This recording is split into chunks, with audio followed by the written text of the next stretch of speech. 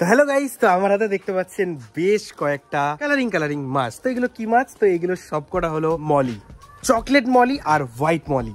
তো আমার কাছে বেশ কয়েকটা মলি আগে থেকেই কিন্তু ছিল। এখানে দেখতে পাচ্ছেন সুন্দরী মলি, তারপরে বেলুন মলি, তারপর ছোট ছোট অনেক এখানে সিড দেখতে পাচ্ছেন, ছোট ছোট মলির বাচ্চা।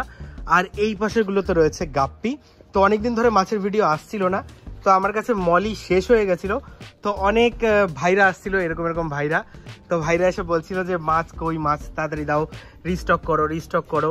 তো তার জন্য আজকে গেছিলাম আমরা একটা ফার্মে, যেখানে অনেক মাছ ছিল। আর সেখান থেকে আমরা কিছু মাছ নিয়ে এসেছি। এগুলো সবই হলো চকলেট মলি।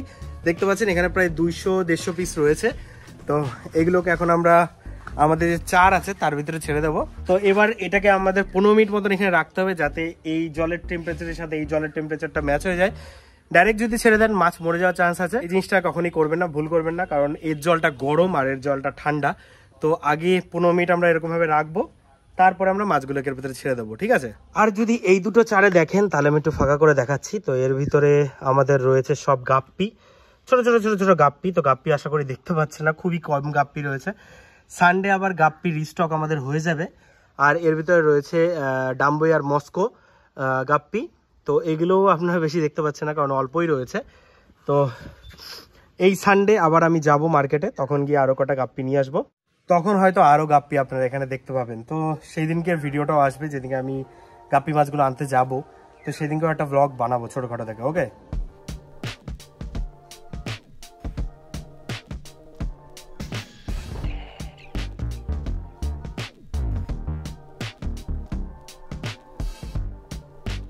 তো আমি এর উপরে কচুরিগুলো সাফ করে দিয়েছি। তো দেখতেই পাচ্ছেন গাপ্পি একদমই নেই, গাপ্পি কয়েক পিসই রয়েছে আর তলা দিয়ে রয়েছে, দেখা যাচ্ছে না। তো আমার সবার থেকে ফেভারিট গাপ্পি রয়েছে এর ভিতরে, ডাম্বই আর মস্কো। দেখতে পাবেন কিনা জানি না আমি। তো বাচ্চা হয়েছে অনেক।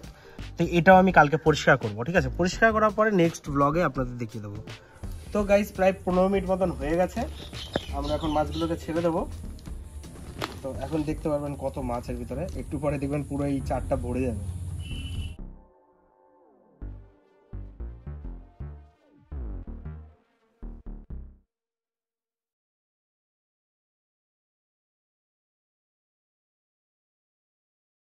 তো গাইস দেখুন কত মাছ, হোয়াইট মলি আর চকলেট মলি প্রচুর রিস্টক হয়ে গেছে।